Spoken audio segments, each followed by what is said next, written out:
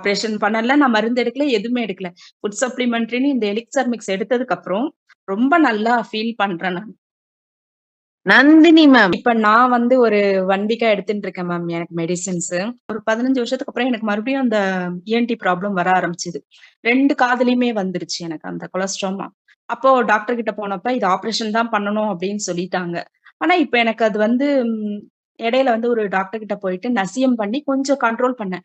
ஆனாலும் எனக்கு அந்த சளி தொந்தரவு, காது கேட்காம இருக்கிறது, மூக்கு அடைச்சுக்கிட்டு, பிரீத்திங் வராம, ரொம்ப ஏதாவது என்னால தல குளிச்சேன்னா கூட ரொம்ப கஷ்டப்படுவேன். ஆனா, இந்த எலிக்ஸர் மிக்ஸ் சாப்பிட ஆரம்பிச்சதுக்கு அப்புறம், உண்மையா சொல்றேன் மேம், இந்த ப்ராப்ளம் எதுவுமே எனக்கு இல்ல.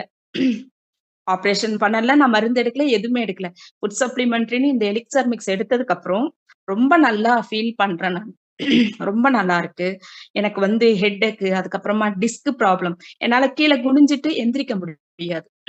எதுவுமே எடுக்க முடியாது. இப்ப எனக்கு என்னால என்னால எல்லாமே செய்ய முடியுது. மிராக்கிளா தான் எனக்கு என்னமோ தோணுது. அதுக்கப்புறம் எனக்கு பீரியட்ஸ் டைம் வந்துச்சுன்னா, ஹெவியா எனக்கு வந்து பைல்ஸ் பெயின் இருக்கும் மேம். இப்ப அந்த பைல்ஸ் ப்ராப்ளம் எனக்கு அந்த பெயின் இல்ல மேம்.